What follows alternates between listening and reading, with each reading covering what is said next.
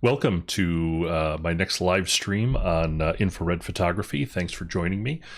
So what we're going to do today is I've got a number of questions that people have submitted. We've got questions that'll come up in the chat. I have some images that people have submitted and some that have just come in a few minutes ago, and we'll take a look at those and try to answer as many questions as we can in the next, say, 60 to 90 minutes or so.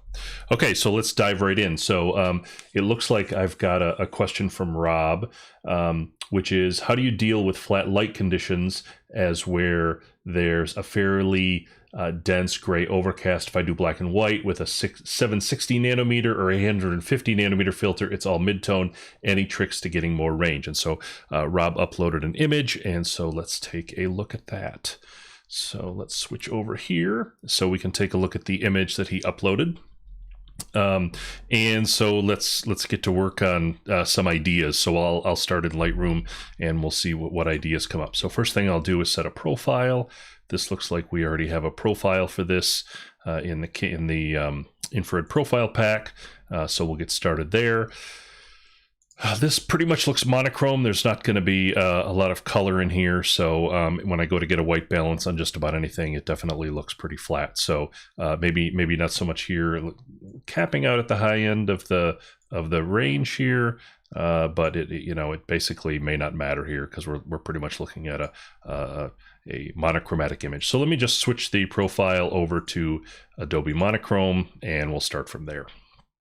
Okay, so how do we get more contrast in this image? So if I look up at the histogram, then you can see that definitely a lot of the information is here. There's some in the highlights and some in the midtones, not much in the shadows.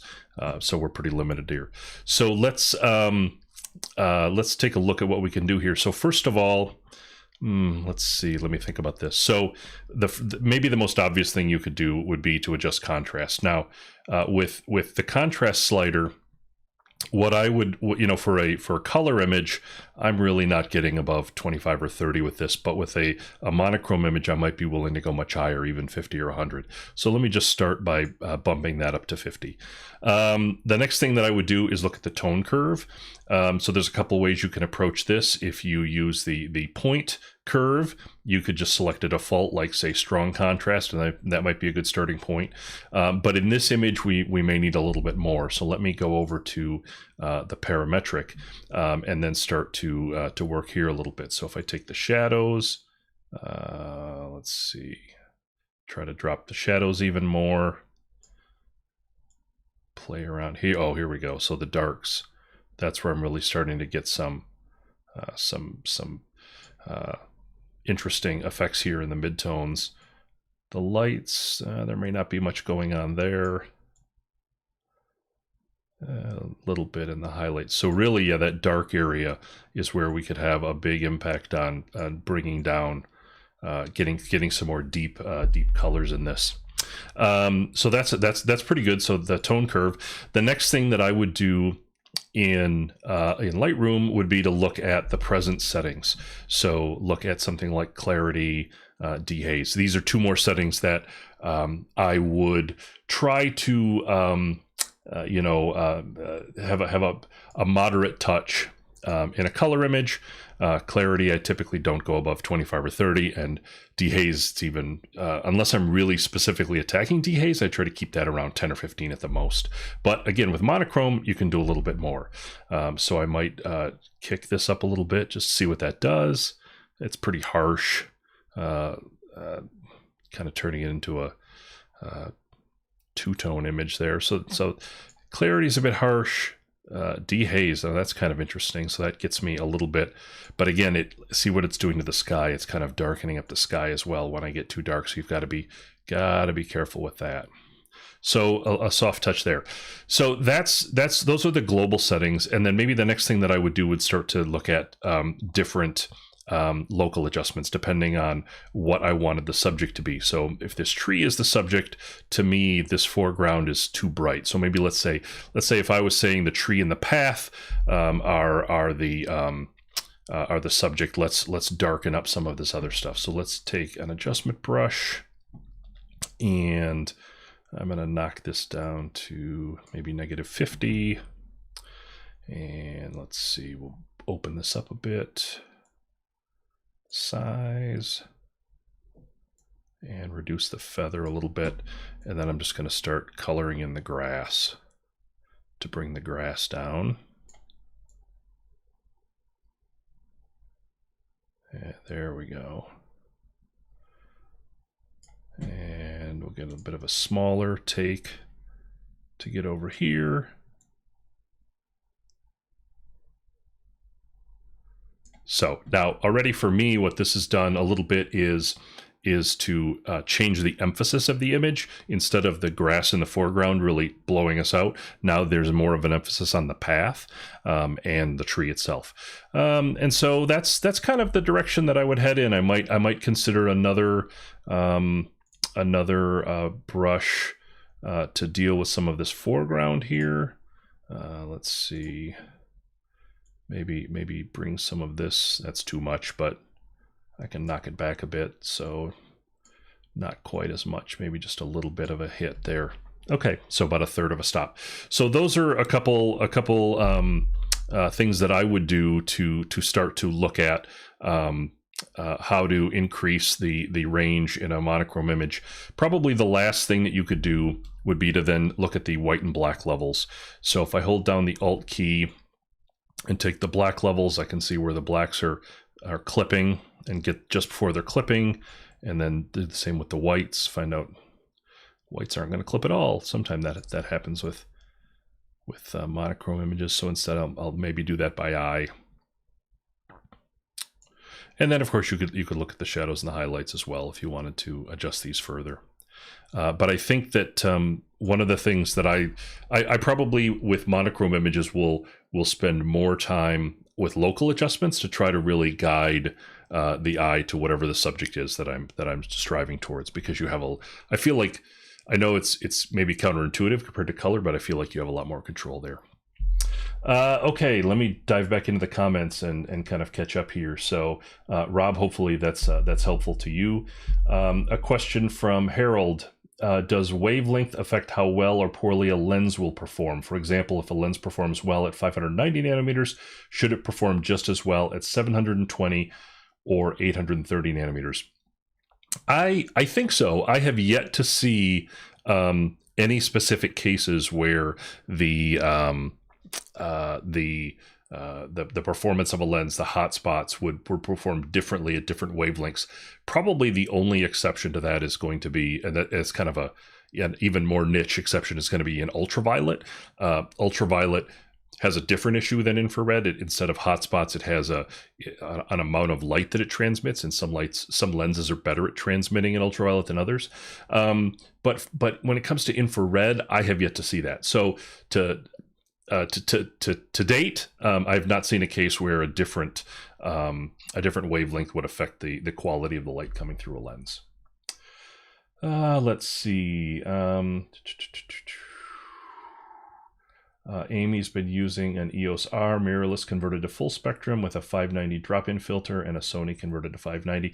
I'm a little jealous about the drop-in filters. That's something that when I did my latest selection of cameras, it was before I used to be a Canon shooter, and before Canon really embraced mirrorless, I switched over to Fuji because Fuji was kind of ahead of the curve. Now, one of the advantages that Canon has is the ability to do a drop-in filter, and that seems really nice. So I wish I had the. And then I've seen there's other filters that you can clip in between the lens and the camera and the flange, and that's kind of interesting as well on Sony's and Canons as well. So there's some interesting things happening there. My question is, you have noticed a difference in processing from one to another. I get a lot more pop and versatility out of the straight conversion than the filter. So let's see, a difference between a conversion directly to a filter, and meaning that the filter is right in front of the sensor compared to an external filter.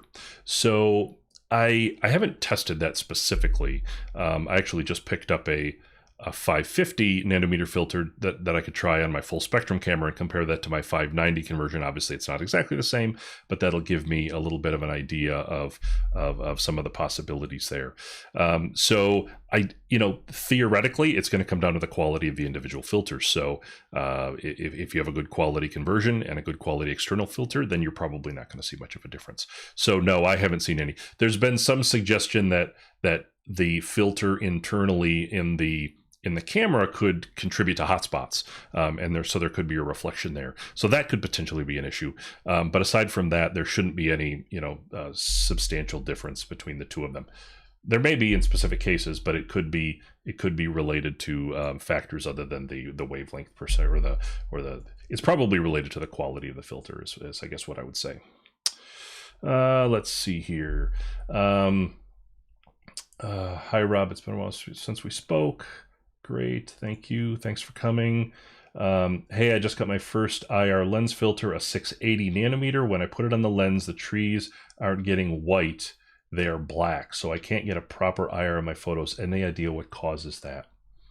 So a 680 nanometer filter, the first question that I'm going to have for you, Nix, is this a converted or an unconverted camera? Because you in order to use any filter lower than about a 720, you'd have to use a converted camera. If you're using a 680 on an unconverted camera, it's just not going to work very well, regardless. When I put my lens on, the trees aren't getting white. Yeah, they're black.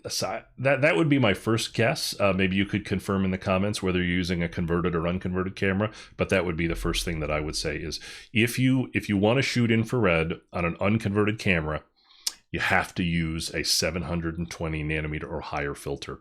It's a must. Otherwise, you're just going to let in too much visible light, and that visible light will dominate the exposure, and you just won't get enough infrared for it to matter.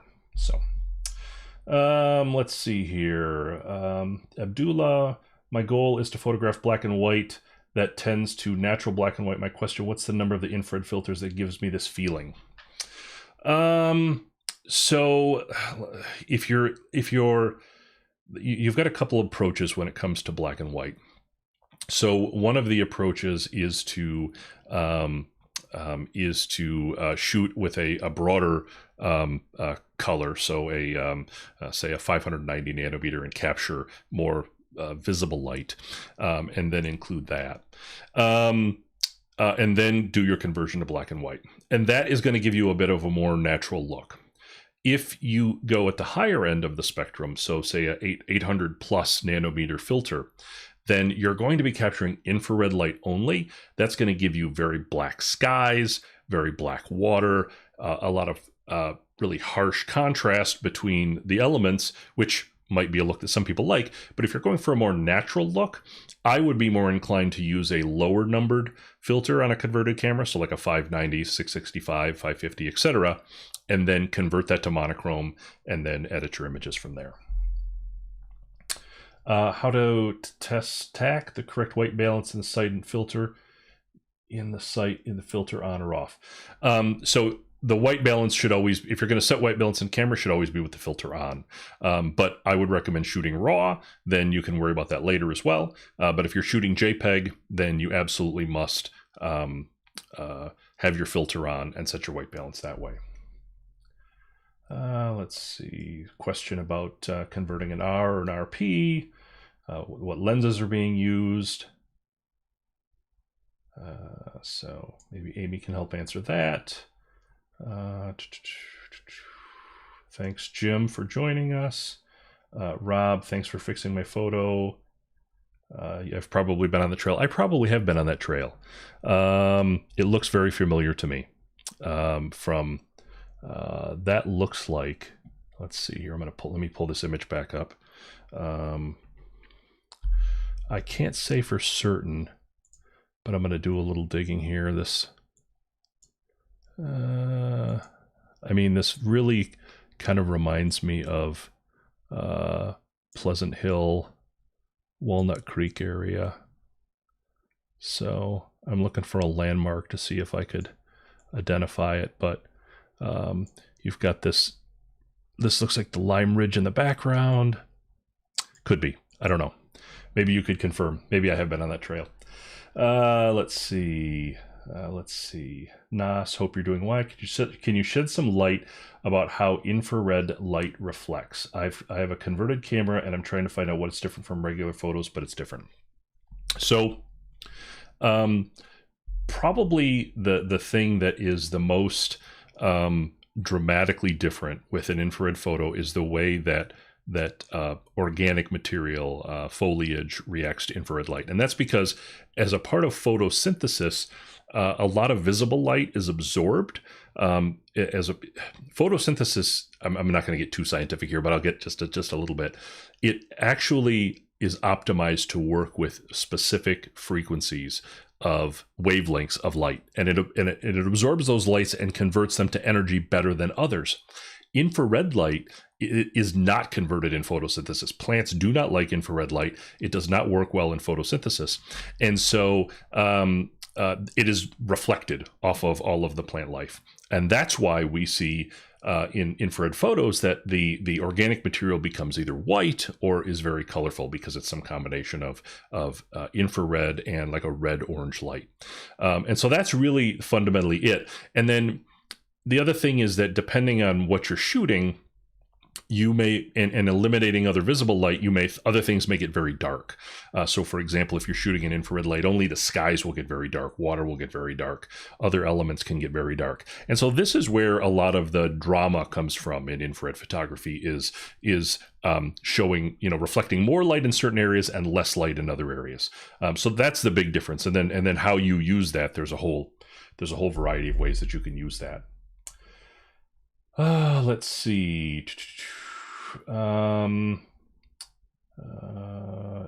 can get drop-in filters for Fuji. Oh man, send me a link. That could change my world. I tell you what. So I went shooting this last week. I was in the Great Smoky Mountains shooting, and I was trying out some new filters. In particular, I've been playing around with the IR Chrome filter from Kalari Vision, which I really like. And the problem is that I kept having to switch it between cameras with different thread sizes, and then every time there would be, then it wasn't just a matter of changing lenses, but then I'd have to change all the filter rings, and it was like, oh man, this is just like so tedious.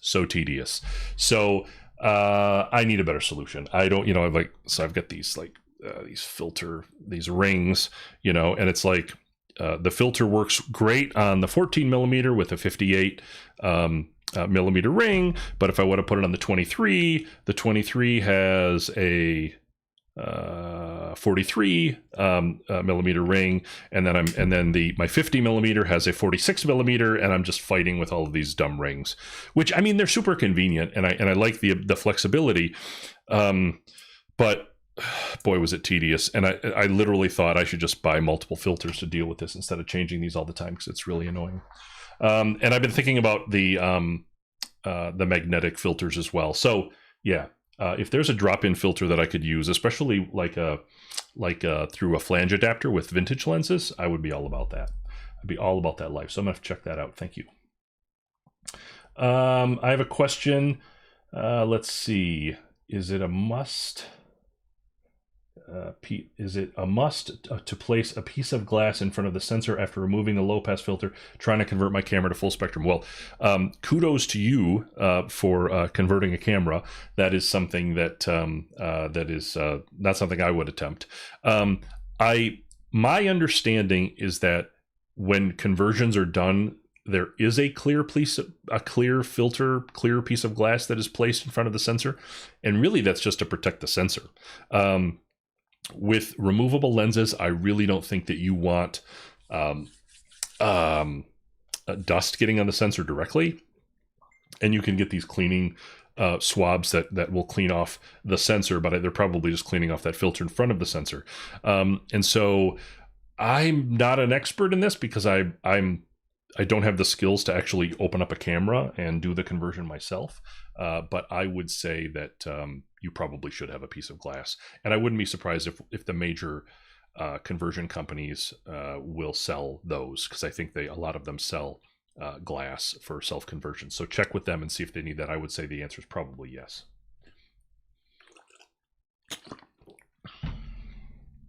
Okay, let's see. Oh yeah, it was Echeline's Ridge. Yep. Yeah, so I have been there. I have been on that trail for sure. Let's see. Would an IR converted camera give any benefits to wide field or lunar um, astrophotography? I would say that a full spectrum camera could be really beneficial for wide field. There's a couple of reasons. So you could this is something I haven't tried yet.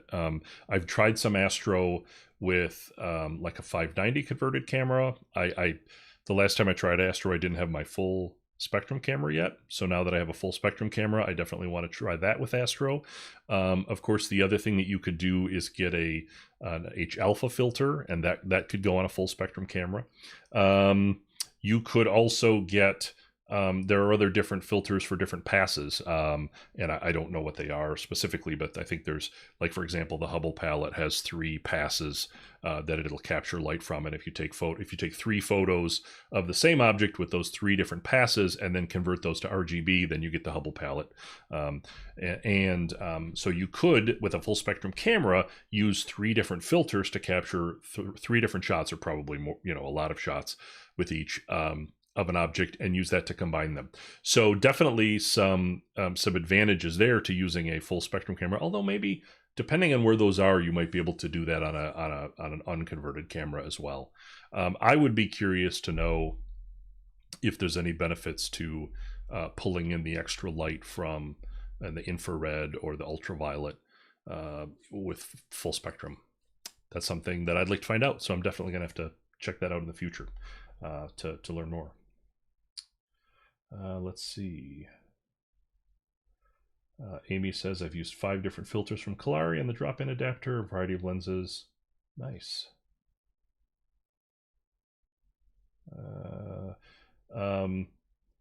My main concern is that focus will not be affected. Right. Not concerned about dust. I don't think that if we're, again, going back to that internal sensor, I don't think that that's going to be a challenge with focus. So that shouldn't be a problem. If you're not worried about dust, then that's another story. Let's move on to another image here. So we'll take a look. I've got, let's see here. I have an image that was sent to me from Brian Mitchell. Let me pull this up and take a look at it. And Brian says, hey, Rob, thanks for the videos. I've been doing IR for about 8 months with a 665 nanometer Canon 5D Mark II from LifePixel. Living out in the Pacific Northwest, we have mostly evergreens, which can be significantly more difficult to edit than leafy trees. Since you offered to check out photos, I've sent you a favorite composition of mine that I've struggled to get the false color looking right. Getting the channel swap and basic edits is no problem. It's the colors, the hue, the saturation, the trees that I can't seem to find something that's really eye-catching. Any recommendations are appreciated. So let's give a whirl at this. So we'll start with this image in Lightroom. And first thing we'll do is pick up a color profile, and I'm going to go pretty quick here because, like he said, he is not having an issue with the color swapping. So that gets us our color swap, and let's right click, head over to Photoshop. Do I have even Photoshop open? Let's get this open in Photoshop. There we go. Control 0. Okay, so let's see here. So we've got a couple choices here. We could do an invert. Let's do a quick invert on this for color, and that gives us some pretty good color. We could do the basic channel mixer. Let me run that for my actions. So we've got a couple different looks here. The channel mixer, a little more teal sky, and a little bit of a, I don't know, a pinkish. I don't know how to describe this color. And the hue is a little bit more of an orange color. I'm going to go with the invert here because I think I like this color a little bit better. So let's see here. So looking at this image, let's see if there's anything I want to do here in in Photoshop before I go back to Lightroom. You know, there is. Let me flatten this. And I gotta take care of my pet peeves, which is these dust spots on the lens. This stuff jumps out at me, and then it's all I can see until I've addressed it. So let me take a quick detour here and knock out some of these dust spots. There we go. Okay, there. Alrighty. Let's see. I don't think there's anything else major that I would need to do in Photoshop. So let's go ahead and save this, and I'll head back over to Lightroom.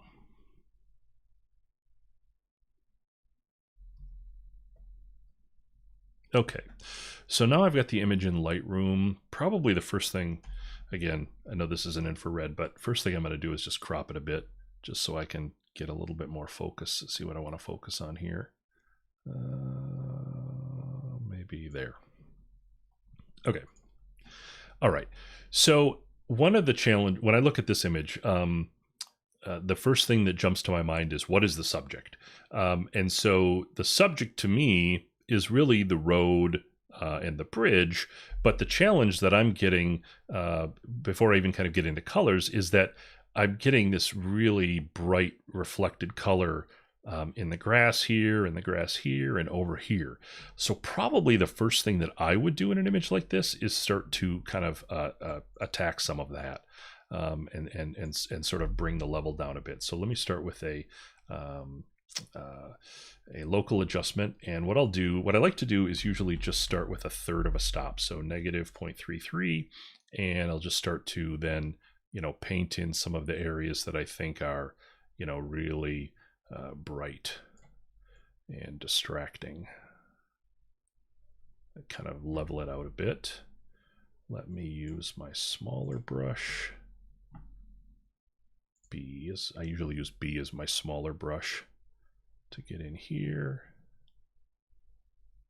Take care of some of this. All right, and we'll do the same over here. Maybe kind of a mid-sized brush. Just kind of tackle some of these tones so that they don't jump out as much, and then do the same here on the road. And I'm going fast, but I think you guys get the idea. You can spend more time on this if you want to, but for me, it's just about kind of leveling things out a bit. So that would be the first thing that I would do before trying to tackle. I mean, that's maybe a little bit too dark there. Let me erase this. Let me go half feather and just kind of get some of these dark spots. Okay. So now I've kind of leveled out the colors a little bit, so they're a little bit less distracting. And now maybe I'll play with the colors a little bit. So let me go into HSL, and I'll pick up hue and see what I want to do here. The other thing, when I start to think about color for an image like this, again, part of it is what's the subject, and so in this case, if the foliage is not the subject, you know, maybe you want a color that's less, that either is less commanding or maybe provides more contrast. Actually, interestingly, in these yellows, for some reason I'm not seeing much contrast, but when I get over to this other color, for me anyway, visually, it seems like there's a lot more contrast between this color and the trees, the bridge, and that kind of allows the bridge to stand out a little bit. So let me do that a little bit, and maybe bring the saturation down a hair, and maybe try to bring the luminance down just a hair. And that's not going to work. So try to figure out what the contrast is. I'm still being overwhelmed by this clump over on the right, so I might take a radial and just try to dig in here quick and cut the noise back, cut the highlights back a bit. There we go. So that helps to draw the focus here. Let's see. So if I wanted to, the next thing I would probably do is start to do some global adjustments. So let me increase the contrast a bit, not much. Clarity, a little clarity, and just a little dehaze, and give us a bit of a tone curve here. Let's do a quick point tone curve. Okay.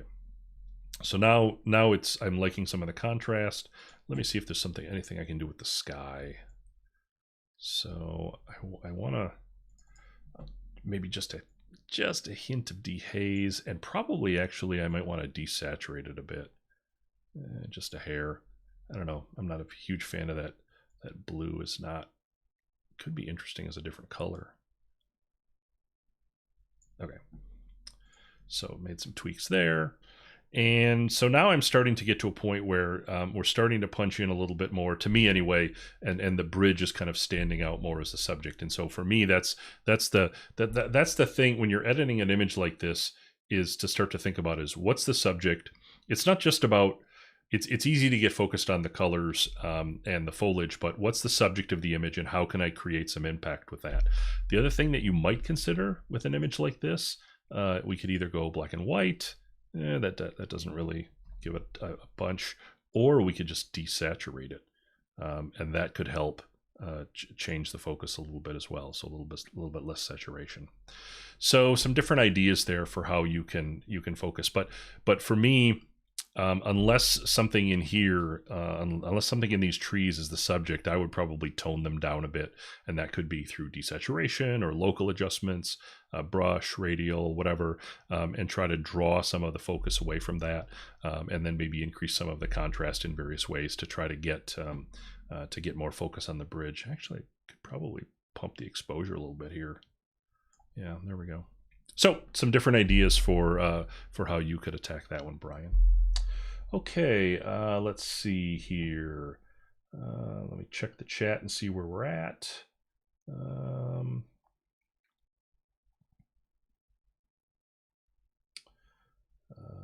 Some comments, some feedback on different filters to use for lunar photography. That's nice. Let's see. I like being in the shade of taking a photo of a tree with direct sunlight on the tree. I think that works. Church grounds where I live. Let's see. Okay. So that's caught up there. Okay, let me dive into some of the questions that I have here. And we'll talk about some of those. Some of the questions that have come in from some of the videos.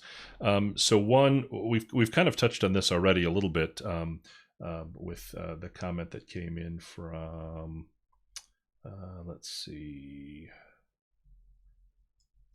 who was trying to shoot. Somebody was trying to shoot with a like a 680 filter. So one of the questions that came in is if I have a camera and a certain lens, all I need is an IR filter, which one should I get? So the easy answer is you need for an unconverted camera, a 720 or greater filter, and it should be high quality. So you should be looking at something like a Hoya R72 or a Kalari Vision standard IR, or a LifePixel standard IR, or a Tiffin number 87. Any of those will give you a 720 nanometer or greater filter, and that's really critical when you're working with an unconverted camera. Lower numbers simply will not work. Another question from Lee, can I use a neutral density filter to protect my lens on an infrared camera? So sure, yeah, you certainly can. My preference is to use lens filters for specific purposes for photography. I am not a big fan of using filters for lens protection. I think that, like, when it comes to visible light photography, back in the film days, there was probably a need for UV filters to both cut haze and to cut some of the UV cast, violet cast that was coming into images, and so those filters were very helpful with that. We don't have that problem with digital sensors, and so I think UV filters are useless, and selling them as lens protection, I think, is useless, but other people may disagree. So I kind of feel the same way about a neutral density. I really like neutral density filters for some of the benefits that they provide for allowing me to shoot with wider open apertures and longer exposures. But personally, I wouldn't use them for lens protection. Let's see, another question from JW. Is the white balance used when shooting RAW important? In other words, assuming that I don't shoot JPEG and the LCD screen is the only thing that's affected in camera, setting the RAW image white balance in post-processing. Okay, so yeah, basically the short answer is yes. So if you're shooting in RAW, there's no need to set a white balance in camera. You can choose to do so if you like. The biggest benefit, I think, is helping to give you a bit of a preview of what you're seeing on your screen. One of the biggest challenges when people get started in infrared is that the image that you see on screen is so dramatically different than, like, so for example, here is the kind of image that you would see on screen. Obviously this is super different from the final image that you're getting here. And it can be very hard for people to visualize those differences. And so you can close a little bit of that gap by setting a white balance. That would be the main benefit if you're working with RAW. And of course with JPEG, you absolutely want to set a white balance in camera. Let's see here. Do you recommend the Earth infrared filter? I think it's 720. I have not used that one. I haven't seen it specifically, so I cannot recommend it. I have used a Hoya, and I know that that's an excellent filter.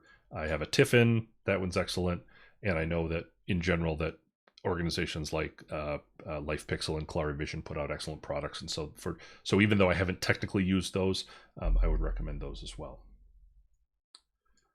Let's see. A question that came in from Juan on one of the videos. Can someone explain what invert means and how it applies to creating a camera profile? So we touched a little bit upon that in this last edit. And so when invert is one of the methods that can be used in Photoshop to swap colors, channel mixer being the other one. So invert creates a full-on, let me pull up another, let me pull this up again and we'll kind of walk through this process again. So if I open up this image, open this in Photoshop, switch over to Photoshop. Okay, so a couple options that I have for changing colors. One of them is to use this invert adjustment layer. Now, when you apply this, you may notice that this looks a lot like a color negative from the film era because it's basically converting everything. It's inverting both color, and it's inverting light to dark and dark to light. So we have this color negative look. And then if we use a blend mode that is hue or color, what's interesting is then the blend mode is only applying the inversion to color. It's not applying it to light and dark. And so therefore the bright clouds are still bright and the dark bridge and cars are still dark. We're only applying that inversion to color. And so that's what inverting means, is to use that method in Photoshop. Okay. Let's see here. Another question from Juan as well. If I have a camera converted to full spectrum and I'm using a 590 nanometer, 680, etc. filters, all I need is one color profile. So my testing and experimentation has shown me that you do not need, the purpose of a color profile is to make sure that your white balance is going to fall within this range. It's going to fall between 2,000 and 50,000. That's it, is to make sure that we're falling somewhere in that range. And so that's all it needs to do. And that might be different depending on the kind of filter you're using. So for example, with the images that I shoot on Fujifilm cameras, my observation has been that negative 100 color temperature profile is really good for 590 nanometer. But it's also good for 590 nanometer in the shade or on overcast days or when there's not as much light. It's actually effective there as well.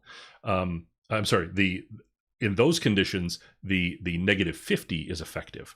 And the negative 50 is also effective with like a 720 nanometer filter. So it's not one profile per filter. It's really having, in my observation, two profiles that can cover a broad range of conditions. And so because all we're really doing is trying to get a shift, and then hopefully that shift will land us somewhere in that spectrum, in that color balance range. So that's really what we need. Let's see here, catching up on the comments. Am I understanding correctly? This is from Newton. If I am understanding correctly, if I convert a camera, will I be able to shoot at normal apertures and shutter speeds as opposed to having using long exposures with the 720 nanometer filter I have now? Yes, that is absolutely correct. One of the main benefits of converting a camera is that your shutter speeds will be very comparable to the shutter speeds of a normal camera shooting in visible light.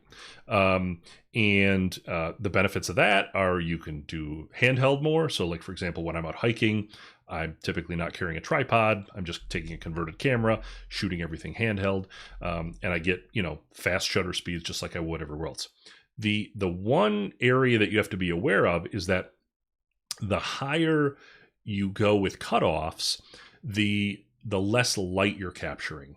And so, for example, if you use, say, a 900 or a 950 nanometer cutoff, you're not just limiting visible light, you're limiting some of that near infrared light as well. And the amount of light you're capturing is going to be much less.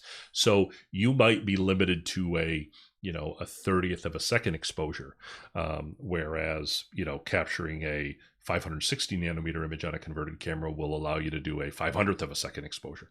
So there is that to be aware of, is that those higher cutoffs will start to reduce the amount of light coming in and resulting in long exposures, but still fractions of a second, nothing like an unconverted camera. So that's probably the biggest benefit is being able to shoot without a tripod. Whereas if you're shooting infrared with a unconverted camera, you almost essentially need a tripod or some kind of stable platform. That's the biggest benefit to me. There's others as well. From Bill, thoughts on making black and white from Lightroom's black and white treatment versus going HSL and desaturated colors? I would think the HSL method would give more control for luminosity at various colors. Let's see. So yeah, you've got so many approaches when going to black and white. Here's the big thing, and I'm sure Bill's already aware of this, but I'll share this for other people as well. The big thing to be aware of is these color treatments in Lightroom. When you're in a color treatment, it picks whatever color profile you had, and you have this HSL panel. When you switch to a black and white treatment, in this case, it's going to Adobe Monochrome, you'll notice that HSL panel switched to a black and white panel. And this allows you to manipulate tones based on the colors that were there. So for example, if I go back, take a look at this. So remember we had sort of gold sky and blue foliage. If I switch this to monochrome and I go to this black and white panel, if I adjust the blues, you can see that let's let me just grab the picker. We'll grab something that was this color, so you can see the effect that it's having. Grabbing the sky will affect different parts of the image. So you have a little bit of control here. The challenge is that you don't have as much control as you would if you're working with a visible light image, because really the colors that I'm getting are only going to be reds and oranges. And then you're going to start to see nothing. No change as I get down into these other colors. There might be a little change with magenta, but no.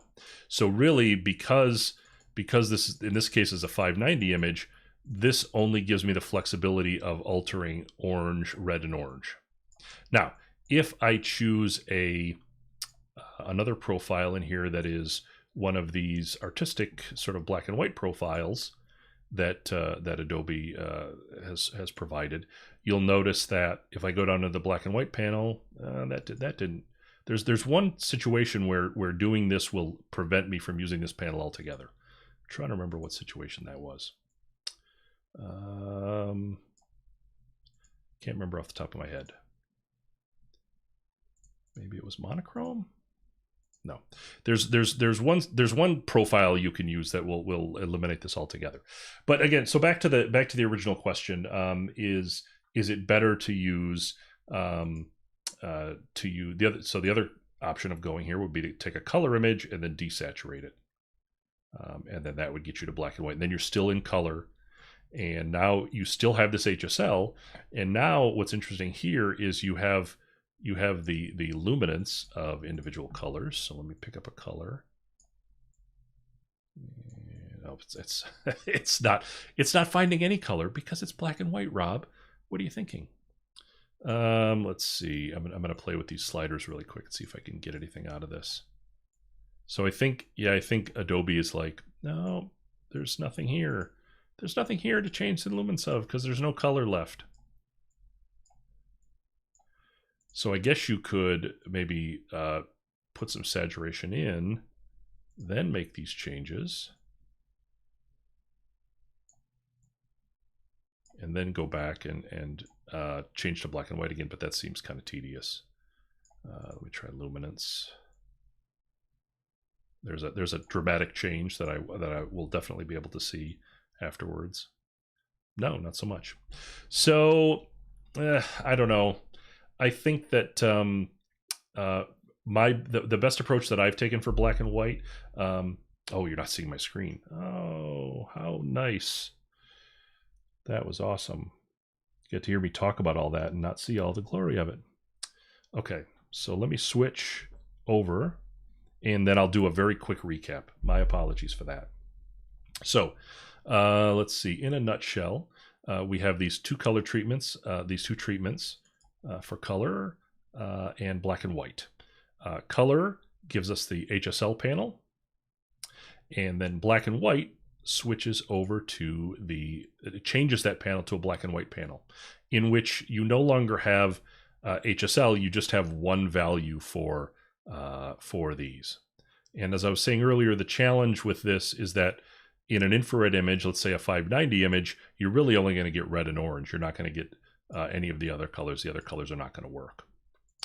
I would say most of the time, what I'll do for a black and white image, to sort of get back to Bill's question, is I'll take one of maybe two approaches. So I'll look at I might either start with this Adobe monochrome profile, or I will take a look at one of these black and white profiles that Adobe has created and try to see through the previews if any of them has the kind of tones that I'm looking for, either the kind of contrast or the kind of treatment with lights and darks, and then use that as a starting point for editing my image. So that is definitely one approach to take. And then start to do like I did in the earlier edit of this image, work on local adjustments and do local adjustments that way. That's probably the primary approach that I take, would be to use the monochrome profile or one of these black and whites. Otherwise, the option would be to go to another program, to go to Photoshop or go to Silver Effects or something along those lines to try to do the conversion.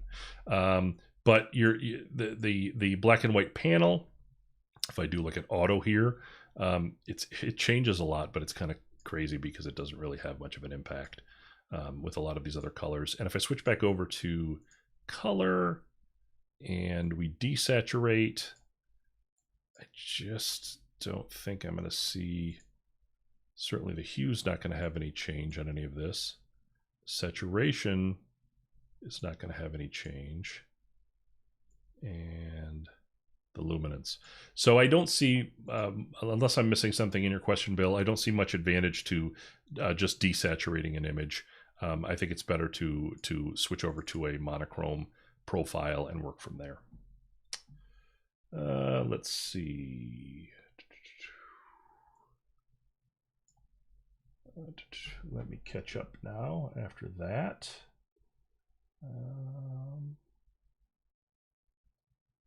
White balance with anything newer is almost impossible. Oh, yeah. So sorry about the screen issue.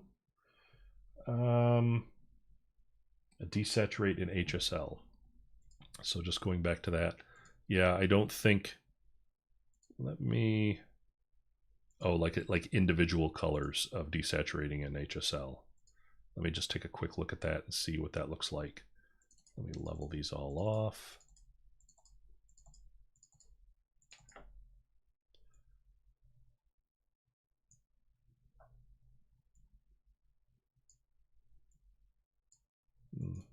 there definitely seems to be different tones when I'm doing this. These areas appear to be a bit brighter, so they've maybe retained more of their contrast. So that's interesting. Let's see if I can grab one. So that's interesting. I'm not sure if it's interesting enough for me to want to edit this way. But it's clearly the effect is different. The look that you're getting, I think, is some of the highlights are a little hotter than otherwise. So if that's a look you're going for, then I would say I would go for it. I personally, I'm more inclined to switch to monochrome or switch to another program. Let's see here. Do you have time to talk about converting a full spectrum or just IR, looking at life pixel conversions? So let's see. So I now have both. So I've got a this camera, which has been converted to 590 nanometers, which has sort of been my trusty long-time infrared camera.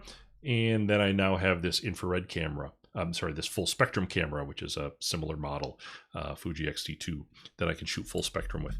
The main reason, there's a few reasons that I wanted to get that. It's really to shoot things that I can only shoot on full spectrum. So one of them would be the IR chrome filter from Kalari, and then the other would be a ultraviolet pass. And I did a shoot recently in ultraviolet, and it was definitely challenging and different than infrared, but I'm so excited about the results. I can't wait to share them. Probably be my next video would be covering ultraviolet. So but if you're the question comes down to do a full spectrum conversion versus a specific cutoff. So really it comes down to what is it that you want to accomplish. I think if you want to try everything, try all the things, like unfortunately I do, then a full spectrum is going to be the way to go. But you're going to have to deal with, filters and rings and, kind of all this stuff to get where you need to go. One of the benefits of having a camera that is, for me, that is just converted to 590 is that I could just shoot with it. I could just shoot and boom, I get 590, right out of camera, and I do a lot of shooting that way. And if occasionally I want to shoot 720 or 800 something, then I can throw a filter on there. So you do have a lot of flexibility with a camera that's converted to something like a 590. You can shoot 590, 665, 720, 800, 900, whatever kind of filter you want to add on, you can shoot. What you won't be able to shoot is dual pass filters like IR Chrome or Blue IR. I forget the name of the one from Life Pixel. You won't be able to shoot that. You won't be able to shoot ultraviolet. So if you're good with that, then something like a 590 I think is an excellent choice. If you want to do all the things, or if you specifically want to try something like ultraviolet or IR Chrome or full spectrum, then full spectrum is a better way to go. I haven't done a ton of shooting full spectrum, like without any filters. I want to do more of that to try to figure out why I would do that, what the result would be that could be good, but I've yet to do enough of that. I do a lot of shooting in infrared, so for me having both was fine. But I think something like a 590 is a great starter. It's a great way to start and learn, and it still gives you some flexibility to try other filters as well. So that's a good way to go. But there's definitely no wrong answers here. Let's see. Someone earlier asked about using a polarizer in IR. I haven't tried it myself. Any comment?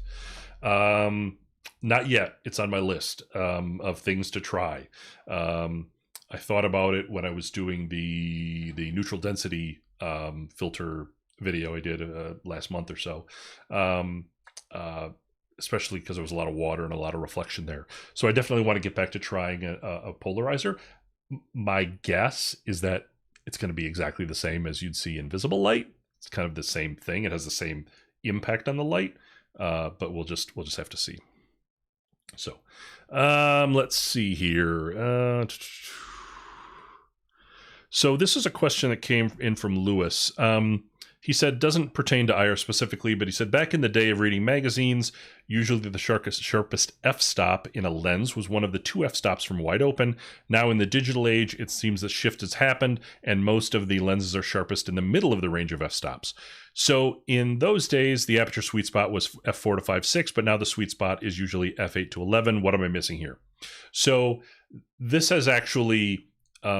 I did a little research on this when I did my video on diffraction, because I wanted to see, you know, of course, what the sweet spot was and what the effects of diffraction were. I would actually say that the 1 to 2 stops from wide open is probably still the sweetest spot. If you watch Christopher Frost's videos on YouTube, and you should, just because they're fantastic. I think you'd see that in the sharpness tests. That tends to be the pattern. I think what's different now is that when it comes to landscapes, you want a narrower f-stop, a larger number, something like an f8 or f11, to get a broader depth of field. And so that tends to be very popular. And of course, with the quality of today's digital cameras, the difference in sharpness between, say, an f11 and an f4, unless you're looking at an eye chart, it's probably negligible. And for many people, maybe the increased depth of field is worth more than the that tiny amount of sharpness. So I think that the laws of physics haven't changed, and optics haven't changed that much. They've gotten better. But I think you're right in that there's the sharpest spot is still the same. It's just how we approach it. But of course, with infrared, the thing you have to keep aware of is diffraction. So something like an f11, maybe a no-no, or maybe not a no-no, may result in less sharpness because of diffraction, and maybe even f8 might do that as well. I've pretty much stopped shooting at f8 after I did that video on diffraction. That was like a very eye-opening to me, and I pretty much shoot everything at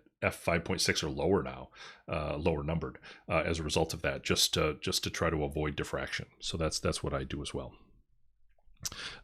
Let's jump into another image edit that I want to look at. Let's see here. So I had one from Jim, who I think is in the chat.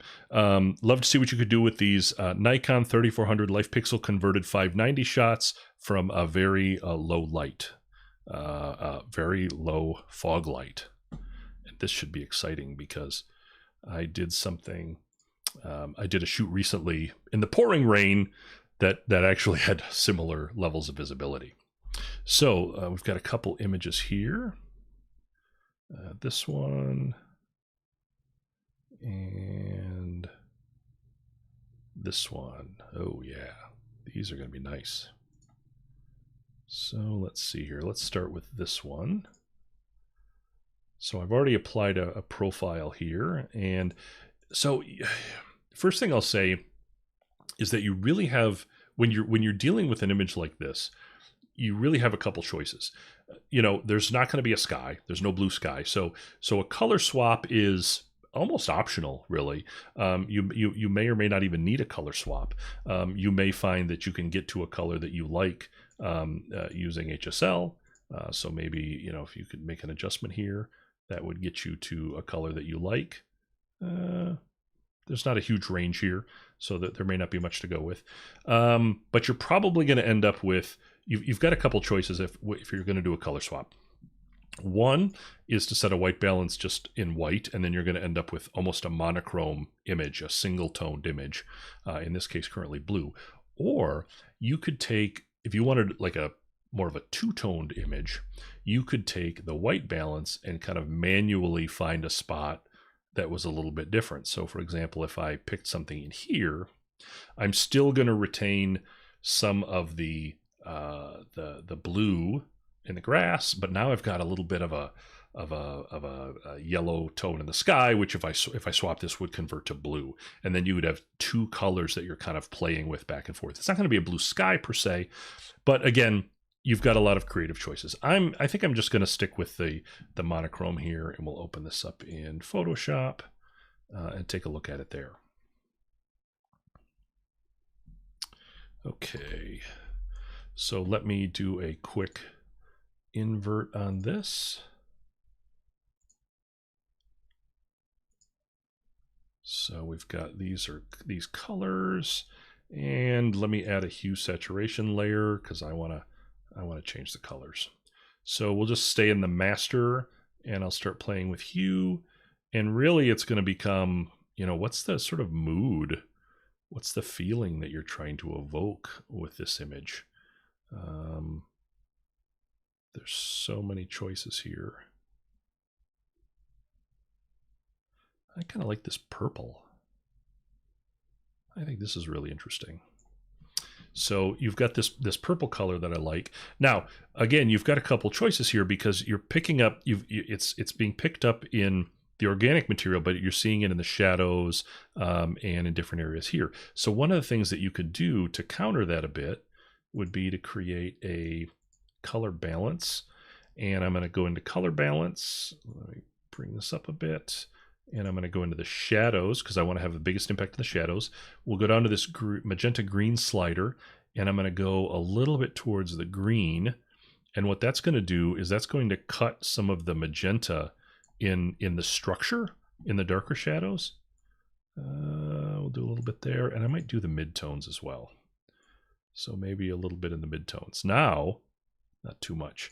Now we're seeing almost kind of a two-toned image where you've got green, purple, sort of complementary colors going on. And we'll do a little bit less in the midtones. Okay, so that's interesting. So let me switch back to Photoshop, from Photoshop to Lightroom, and continue to work there. Okay. So first we've got to straighten this out a bit. And there's not much room to do anything other than I think a center crop.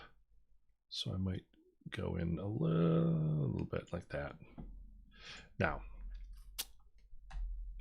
let's see. There we go. Okay. So when I look at this image, this is going to be real interesting. If I play around with the exposure, because obviously it's very, very high. If you look up at the histogram, you see everything's to the right here. If I bring down the exposure, it darkens up the image and also kind of brings in some detail in the back. I'm not saying that you have to do that. It's just something to be aware of in an image like this. Obviously, getting too dark is not going to work. I think the higher end actually looks pretty good, although I might just drop it like maybe a third of a stop, just to try to bring out a little bit more in the background. Now, with an image like this, I think you have an opportunity to do do some things like negative texture and negative clarity, because this has got quite a glow to it. So if I take the negative the texture all the way down to negative 100, you see it's got quite an extreme glow there. I might just do something in the 25-30 range, and then the clarity would have a more dramatic impact. So I might do a little bit of that. Probably counter that with just a hint of contrast, and you could always pull up contrast in like the tone curve as well. And then let me go into HSL, and I might want to try to, let's see if I can darken that up just a bit. Maybe reduce the saturation a hair. There we go. I think that's starting to get interesting. So again, I like the purple color. I like the hint of green as sort of a complement to it. Another thing that you could do in an image like this is you could go into color grading, and you could really do some interesting stuff here. I could, let's see, go into the highlights, maybe warm it all up a bit. Maybe give it kind of a morning glow. So that might be kind of interesting. And then if you wanted to, you could go into the shadows and really punch up some of the purples in the shadows if you wanted to. So a lot of different approaches there. But in an image like this, I would definitely look at, think about the colors that you want. Do you want it to be monochrome? Do you want it to have multiple colors? And what's the feeling that you're trying to evoke? Let me check the comments here before. All right, let me dive into this other image. I have not looked at this one yet. So we'll start with a get us a profile from the profile pack. Try to grab. There we go. So we're starting to see. So this is interesting because we've got a little bit of color separation here between the sidewalk and the foliage. A little bit of sky, but not so much. On an image like this, in a lot of images, I'm inclined to just auto white balance based on some object that I want to be neutral. But I think in images like this, I have more of a tendency to explore different white balances and be a little bit more creative. The only thing that I would want to be careful of is what's it going to do to these tree trunks, because if I get them too yellow, they're going to be very blue on the other side, which I could counter with color balancing. But and if I get them too much in the other direction, too blue, they're going to be too yellow on the other side. So just play around with this a little bit here. Let's see. Okay, let me go to Photoshop. Oops. Open this up in Photoshop. Sure, it's your image. You can sell it. It's not my image. You do whatever you like with it. I'll even send you the. I'll send you the deets in Lightroom. Let's see here. Okay, so let's swap some colors here. I'm going to do a channel mixer on this one. Okay, so here we've got the channel swapped, and so the first thing that I would typically do in an image like this would be to go to hue saturation and just kind of double check the colors that I want. I like the sidewalk's got a little bit of a blue color. Let's see. I'm just going to experiment with the hues, just see what I see. See what kind of moods get evoked. I do like the yellow, but I don't know if that's too yellow for this kind of an image. Maybe some yellow orange here. I think that's pretty good. Now, what I think I'll do is I think I will do a color balance just to see what I could do to these trees. Maybe try to pull. That's interesting. And almost kind of add some contrast there.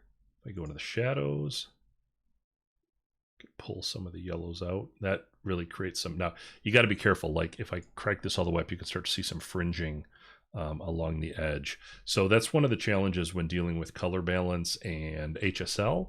A little bit is nice, but you've got to be really careful.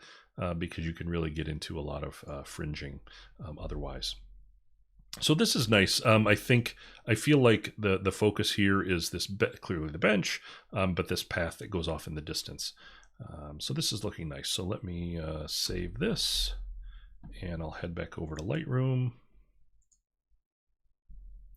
and we'll load this up in Lightroom. Thanks for stopping by, Bill. Appreciate it.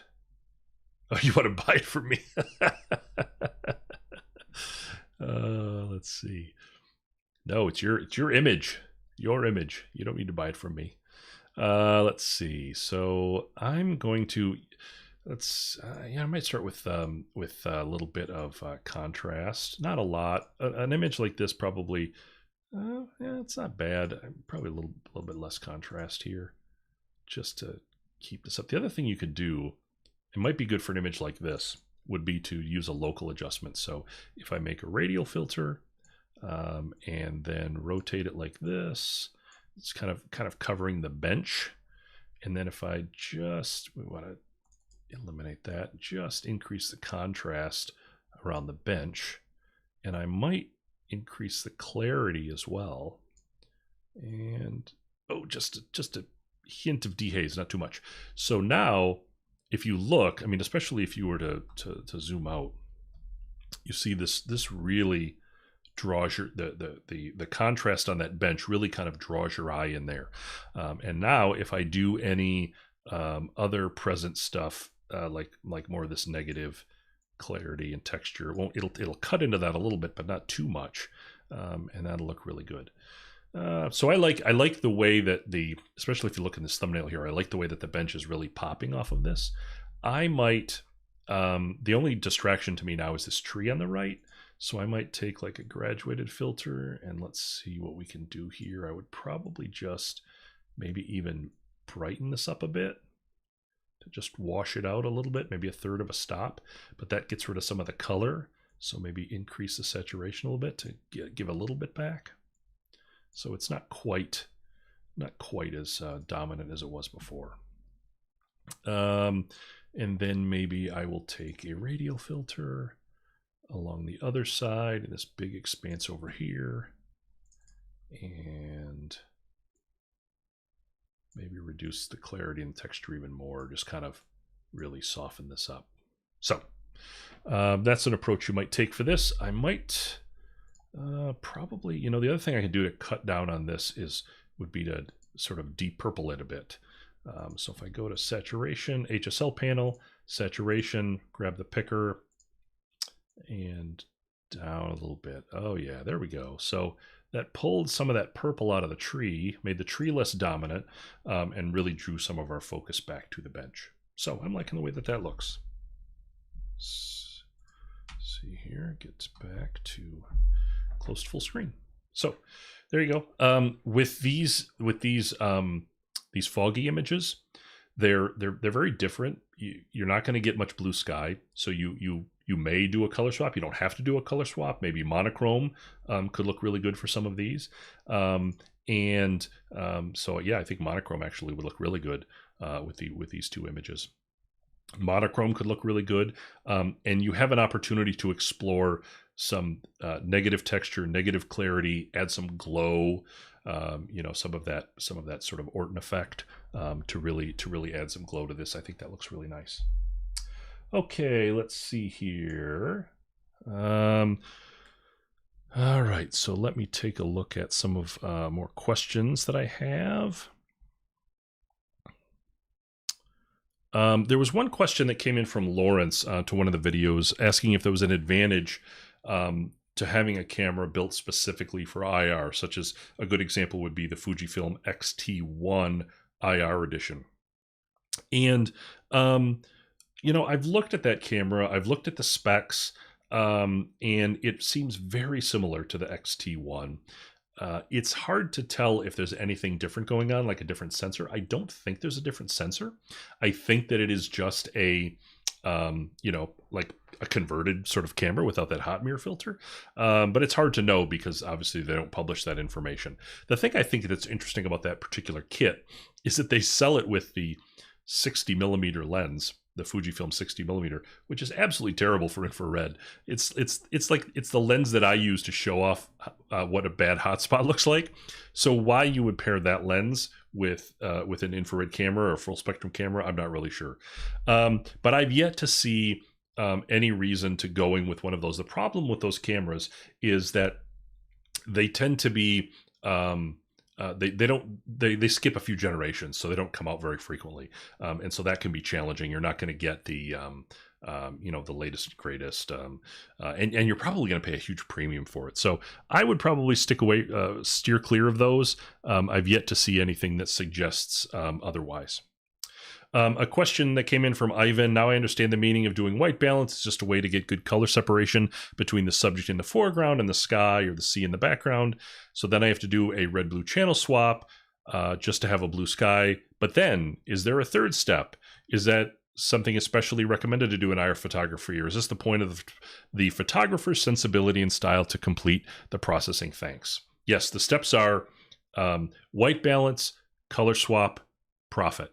No, the third step is to do whatever you like. So it really is up to your creativity to do what you want at that point. Those are the things.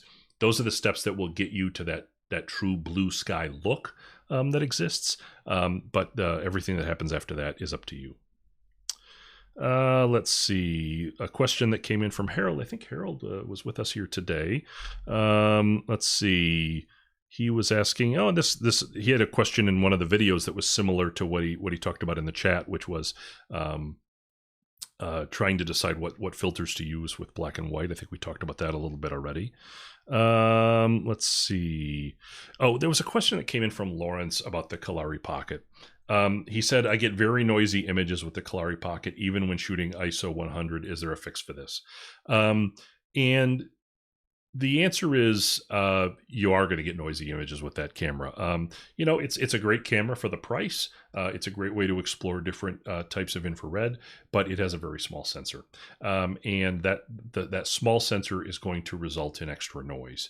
Whereas I almost never have to do any color noise reduction in Lightroom on my images. With that camera, I start to do 25 or 50. Let's talk about I think it's in the detail panel here. Yeah, you start to see this color noise reduction. With that camera, you actually have to apply some to get to work, and you're going to lose some detail. But you know, that's just the trade-off. If you compare the JPEGs that come out of that with the DNG files, if you use the CHDK to get a DNG file, those DNG files, I mean, they're kind of scary. There's no correction to them at all. They're noisy. There's color noise. There's distortion. You know, it just shows you how much camera processing goes into some of those low-end cameras to create a JPEG.